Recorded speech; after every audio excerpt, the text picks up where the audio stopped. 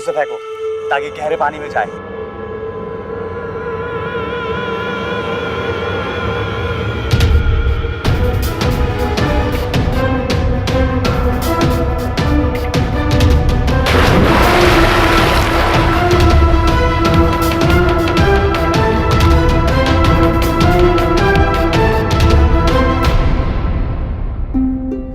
अक्टूबर सन 2012 कुछ लोगों ने एक बेबस लाचार लड़की को मारने के लिए नदी में फेंक दिया। कौन थे ये लोग और आखिर इस लड़की की हत्या क्यों करना चाहते थे? आज के इस एपिसोड में हम जो सत्य घटना आपको दिखाने जा रहे हैं वो आपको ये सोचने पर मजबूर कर देगी कि चांद से भी आगे निकल जाने का सपना रखने वाले हमारे इस देश में आज भी कुछ ऐसा हो रहा है जिस पर न केवल विश्वास करना मुश्किल है बल्कि वो बेहद शर्मनाक भी है।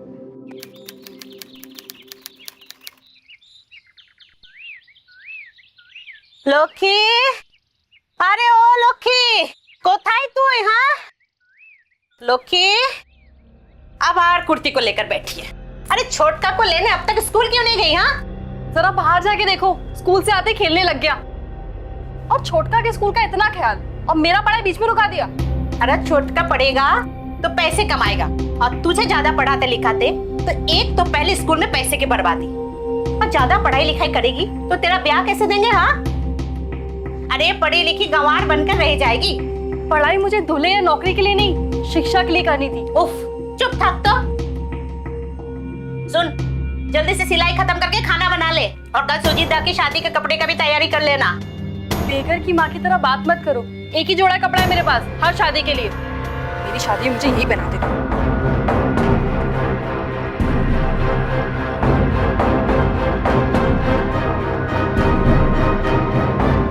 जाने ना, भीड़ पड़े की हवा।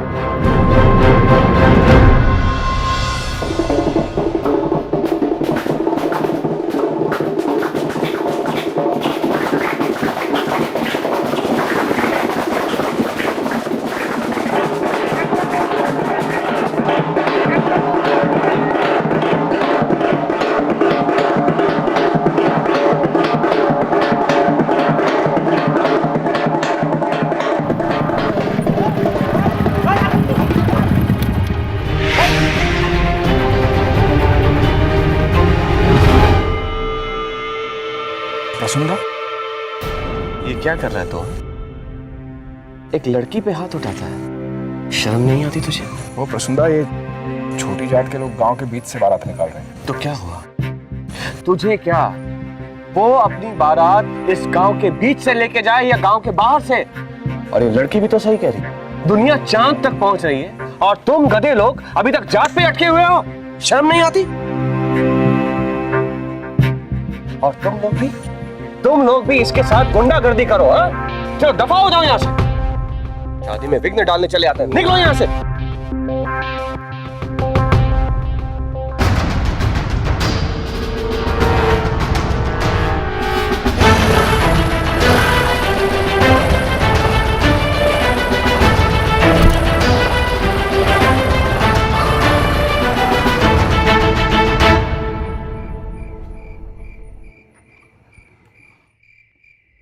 आपको शादी की ढेर सारी बधाइयां। बजाओ।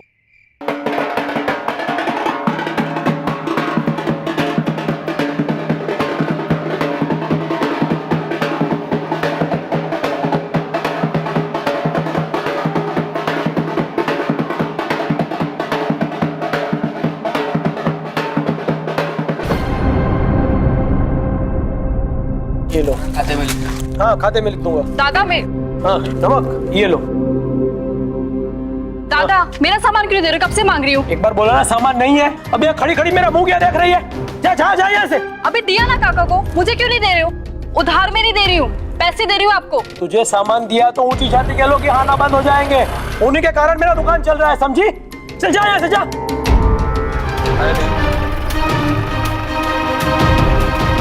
चलो ज्यादा छोड़ो, बाद में आते हैं।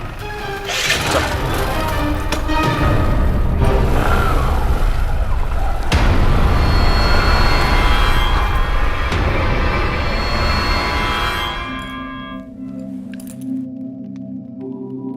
कब अक्ल आएगी तुझे? हाँ, कल शादी में और आज बाजार में। क्या जरूरत है तुझे उन सबके सामने मुंह खोलने की? उन लोगों का मतलब क्या?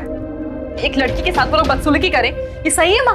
और वो अमीर जात के बड़े लोग हैं, इसका मतलब ये तो नहीं कि वो हमें इंसान ना समझे। तू कोई नेता नहीं है यहाँ की, चुप रहा कर, नहीं तो तेरी जुबान हम सबको एक दिन मुसीबत में डालेगी। और उन लोग की जुबान माँ, वो कुछ भी कह जाते हैं क्योंकि उन्हें हमारा कोई डर नहीं है। और उस पंकज जैसे लोग तो हम चुप कर, क्या क्या बोलने लगी है? आने दे तेरे बाबा को, उनसे कहूंगी जल्दी से तेरी शादी कर दे, वरना राम जाने क्या करेगी तू।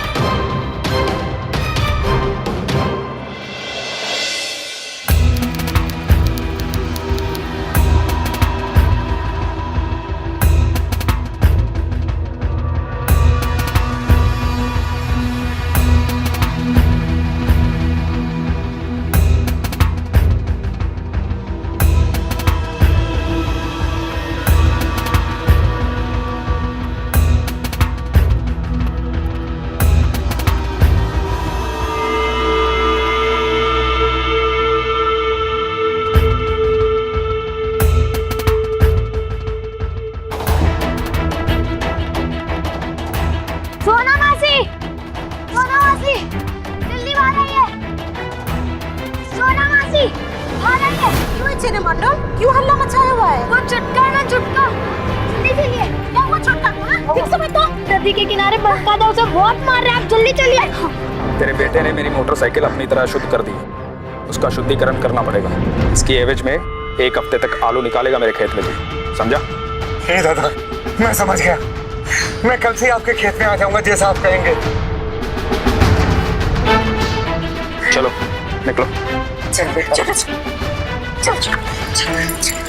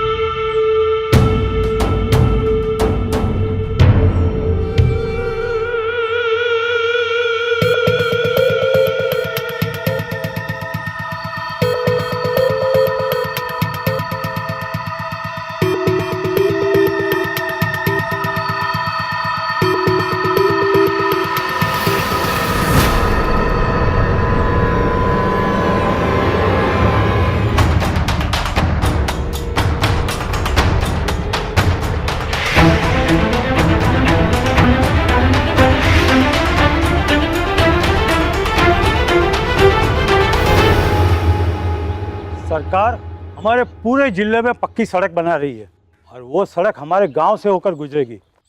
बस इसके लिए आपको एक छोटा सा काम करना है। अपनी थोड़ी सी ज़मीन दे देना, उसके बदले में सरकार आपको पूरा पैसा देगी। बचाओ! बचाओ! आज तो तूने हद ही कर दी। हाँ क्या प्रसुंदा ठीक नहीं किया। मैंने कहा ना चुपचाप यहाँ से चला जा। ठीक नहीं किया प्रसुंदा, जा यहाँ से।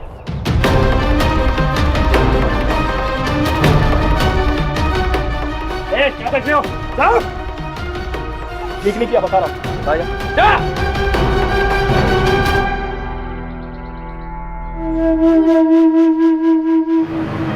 अब हम यहाँ इस गांव में नहीं रहेंगे। गांव में जो भी थोड़ी बहुत जमीन है उसे बेच देंगे, कहीं और रह लेंगे, पर यहाँ नहीं रहेंगे। हाँ यही सही है। अब हमारा यहाँ रहना दिन ब दिन मुश्किल होगा। बाका आज का बदला जरूर लेगा। नहीं माँ, नहीं बाबा, हम ये गांव छोड़कर नहीं जाएंगे। ये घर हमारा भी है। और यहाँ उस बंका जैसा राक्षस है तो प्रसन्ना जैसा नेक इंसान भी है। हम उनके भरोसे ये लड़ाई लड़ेंगे। हम इन बड़े लोगों से नहीं लड़ सकते, हर तरफ से अपना ही नुकसान है इसमें। हम नहीं भागेंगे माँ, हम लड़ेंगे ये लड़ाई।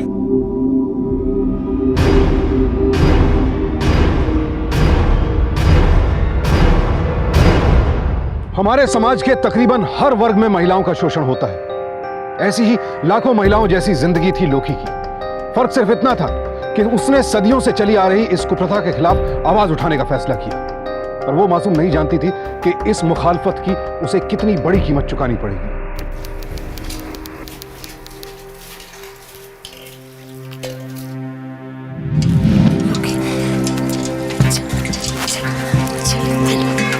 अरे माँ, क्या प्रॉब्लम है? क्या जरूरत है? अरे चलो, नदी में इतनी दूर जाएंगे भरने के लिए, यहीं से भर लेते हैं। चलो। नहीं चलो वापस चलो।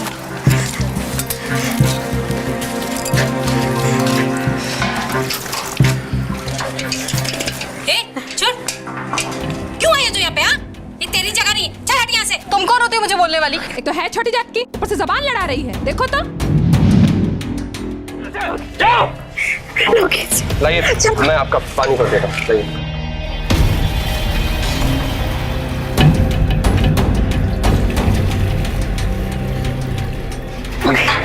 चल यहाँ से। चलिए। क्यों खड़े हो? बोला ना जाओ। चलिए आप।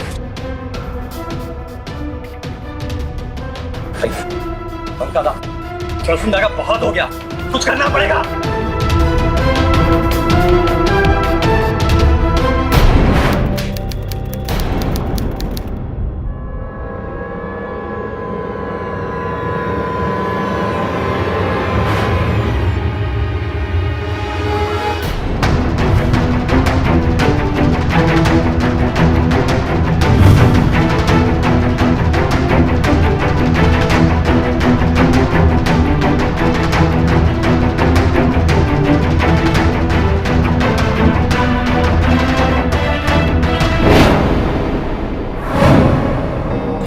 कहाँ होगी? अभी तक नहीं आई। लौकी को देखा? नहीं सुजीत वापस चल। कहाँ होगी? सुजीत, ये लौकी को देखा क्या? नाम है सर? दोपहर से लौकी का कोई पता नहीं। कहाँ चली गई पता नहीं। कहाँ नहीं होगी?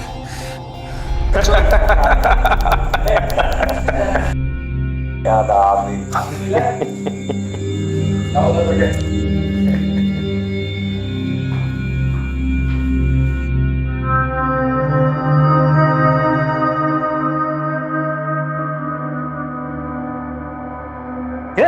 कहाँ से चले आ रहे हो? किसी चीज को मत छूना। बोलो क्या काम है? हाँ, मेरी लौकी, मेरी बेटी गांव से गायब है साहब। गांव में ढूंढ मारा, उसे कहीं नहीं मिली। दोपहर से गायब है साहब। बहुत तेज है तेरी छोकरी, भाग गई होगी कहीं। नहीं बाकायदा, मेरी लौकी ऐसी नहीं है। अच्छा, भागी नहीं है तो कहाँ गई होगी? तुम्हें किसी पर शक है?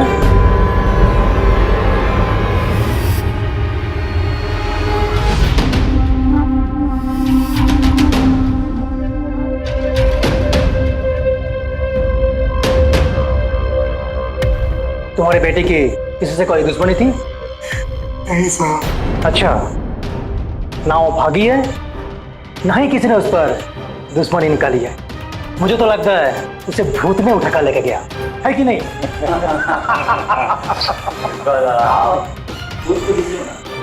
अरे वो तो मैं लिख लेता था, लेकिन तुमने तो कहा है कि दोपहर के बाद उसने गायब हुई है।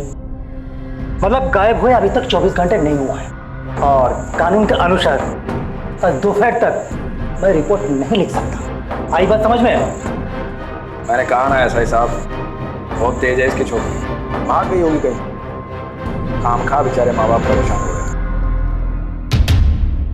खैर चलते हैं दा, चाय अच्छी थी। साहब, हमारी बेटी ऐसी नहीं है साहब। आप उससे खोजिए, पता नहीं लौकी की साथ होगी।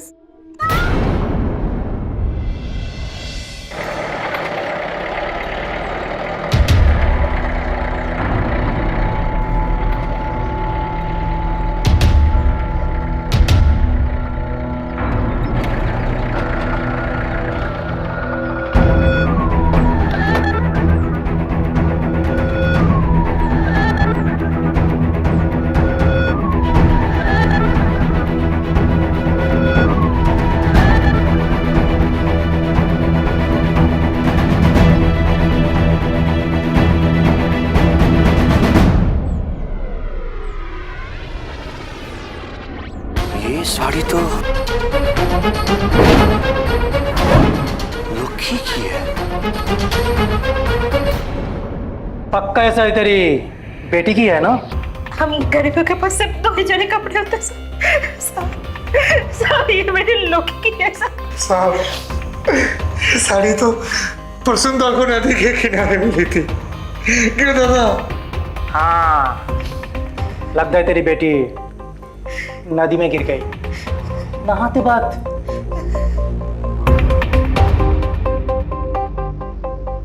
कहीं ऐसा तो नहीं है ना तेरी बेटी आत्महत्या कर ली? नहीं साहब, ऐसा मत, मेरी लोकी नहीं बच सकती। लोकी को तो अच्छी तरह से तैरना आता था, वो कैसे डूब सकती है? और साहब, लोकी अगर डूब भी जाती तो लाश को तो ऊपर आ जाना चाहिए था। अच्छा, ये भी पुलिस का गलती है? और सुंदर, आप ही बोलिए, लाश है, उसका मर्जी, ऊपर आए ना आए। अरे इतना बड़ा नदी है, लाश कहां पे चली गई किसको पता?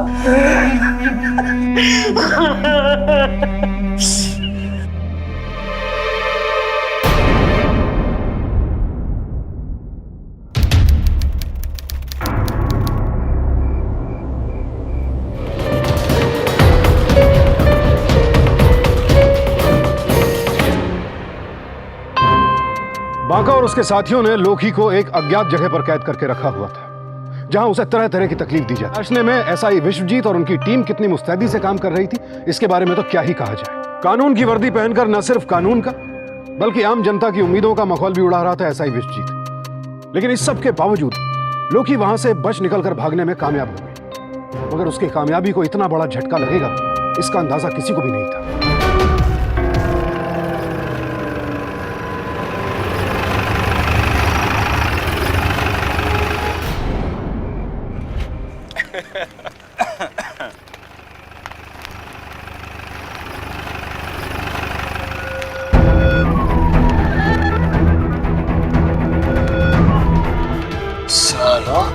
तुम सबसे ये लड़की संभाली नहीं जाती?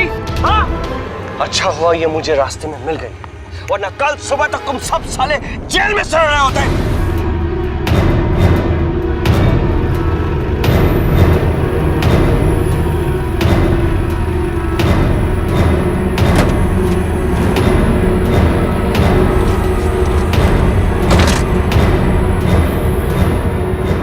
उसको बाहर लेके आ।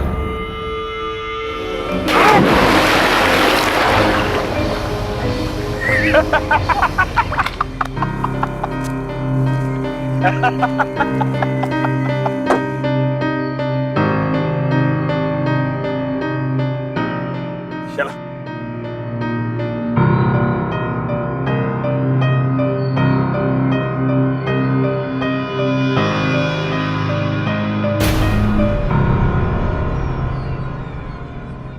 तो क्या अपन जल्दी चल, हाँ?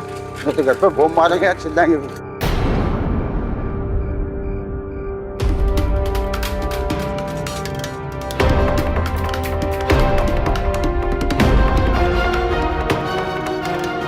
ये कौन है? अरे ये तो लौकी है। हाँ? उसे सुनकर सब हैरान रह गए। बांका के बारे में तो सभी जानते थे, लेकिन अब प्रसून की असलियत भी सामने आ चुकी थी। लोकी के साथ हुए अत्याचार पर सबको गुस्सा तो था, लेकिन बांका और प्रसून के खिलाफ आवाज उठाने की हिम्मत किसी में नहीं थी। और प्रसून को तो पूरा विश्वास था कि वो लोग लोकी और उसके परिवार को बेहद आसानी से दबा लेंगे। और उसके इस विश्वास की एक बहुत बड़ी वजह भी थी, क्योंकि वो जानता था कि लोकी और उसका परिवार कानून के जिस दर पर गुहार लगाएंगे, उसका रखवाला एसआई विश्वजीत तो उन्हीं की चौखट पर मत्था टेकता था। ऐसे में इंसाफ की उम्मीद रह कहां जाती है, और यही हुआ भी। लेकिन इस बार लोकी और उसके परिवार का इरादा पक्का था।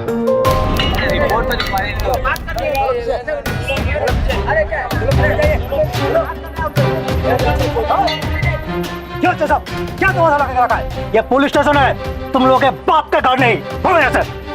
बड़ा विश्वजीता, आप बिना जरा सी बात पे घबराया। वो लोग एफआईआर लिखने की तो बात कर रहे हैं, लिख लो। उस पर कार्रवाई करना या अरेस्ट करना आपके हाथ में। उनकी जरा सी रिपोर्ट लिख लेने से हमारे सर का दर्द कम हो जाएगा। फिर क्या है, वो लोग अपने अपने घर चले जाएंगे, अकेले अकेले। ठीक है?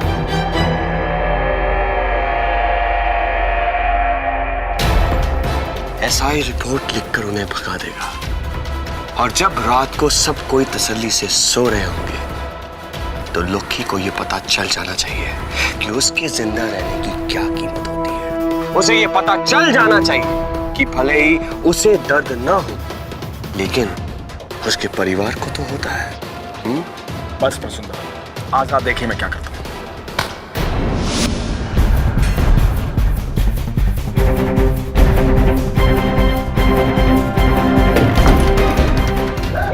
एसीपी साहब, आप जल्द से जल्द कोई एक्शन लीजिए।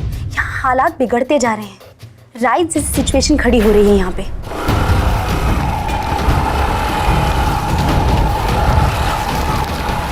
प्रसुंदा, प्रसुंदा, प्रसुंदा, प्रसुंदा, प्रसुंदा, सब उल्टा पुल्टा हो गया। गांव वाले पीछे पड़े। मुझे सब पता चल चुका है और मैं आप लोग को यकीन दिलाना चाहता हूँ, किसी को भी बख्शा नहीं जाएगा। इन्हें कड़ी से कड़ी सजा मिलेगी। आखिरकार बांका और प्रसून को गिरफ्तार कर लिया गया और अब इन दोनों पर लोकी की हत्या के इरादे से उसका अपहरण करने के लिए आईपीसी की धारा 364 और हत्या के प्रयास के लिए आईपीसी की धारा 307 के तहत निचली अदालत में मुकदमा चल रहा है और आरोप सिद्ध होने पर इन दोनों को 10-10 साल की कैद की सजा दी जा सकती है। साथ ही साथ जुर्माना भी भरना पड़ सकता है, लेकिन इसके लिए लोकी को अपना जीवन दांव पर लगाना पड़ा। अफसोस की बात है कि आजादी के इतने बरसों बाद भी चंद लोगों की वजह से जात पात का जहर अब तक हमारे समाज से मिट नहीं पाया है और इसकी सबसे बड़ी वजह है अशिक्षा और जुल्म को सहते जाने की हमारी आदत। जबकि बदलते वक्त के साथ साथ ऐसे मामलों में हमारे देश का कानून और सख्त होता चला गया है। हमारे संविधान में साफ साफ लिखा है कि देश के किसी भी नागरिक के साथ रंग, जाति, धर्म या लिंग इत्यादि के आधार पर कोई भेदभाव नहीं किया जा सकता। सब एक समान है और इस समानता का हनन किसी भी सूरत में मंजूर नहीं है। लेकिन यह अधिकार सिर्फ एक कागजी इबारत न रह जाए, इसके लिए बेहद जरूरी है कि हम सभी इस भेदभाव के खिलाफ एकजुट होकर खड़े। लोकी का मानना था कि जब कुदरत ने हवा, पानी सब कुछ सबके लिए एक समान बनाया है तो फिर इन सब में फर्क करने वाला इंसान कौन होता है। उसने एक ऐसे समाज के खिलाफ बगावत की जहां हर 18 मिनटों में जाति के आधार पर किसी व्यक्ति के साथ अन्याय होता है। स्कूलों में जाति के आधार पर बच्चों को अलग अलग बैठाया जाता है और हमारे समाज में इस कुप्रथा की जड़ें कहीं कहीं तो इतनी गहरी हैं कि आश्चर्य होता है। तथाकथित नीची जाति के लोगों का साया भी अगर अपने आप को ऊंची जाति का मानने वाले लोगों पर पड़ जाए तो वो खुद को अशुद्ध मानते हैं। लोकी को यह भेदभाव मंजूर नहीं था, इसीलिए उसने अपने साथ हो रहे जुल्म के खिलाफ आवाज उठाई और आखिरकार उसकी जीत भी। इंस्पेक्टर विश्वजीत को अपराधियों का साथ देने के आरोप में लाइन हाजिर कर दिया गया और सन 2012 में लोकी की बड़ी धूमधाम से शादी भी। लोकी ने तो अपने हक के साथ कोई समझौता नहीं किया, लेकिन आज भी अशिक्षा और मजबूरी की बेड़ियों में जकड़े न जाने कितने ऐसे लोग हैं जिनके साथ हर रोज जाति पाति के नाम पर भेदभाव और जुल्म किया जाता है। इसीलिए जिम्मेदार नागरिक होने के नाते ये हम सबका फर्ज है कि जो निर्बल हैं हम उनकी ताकत बने, जो खुद आवाज नहीं उठा सकते उनके लिए हम आवाज उठाएं। इसी निवेदन के साथ अब मैं सुशांत सिंह आपसे विदा लेता हूं। फिर मुलाकात होगी ऐसी एक और सत्य घटना के साथ। देखते रहें सावधान इंडिया, इंडिया फाइट्स बैक।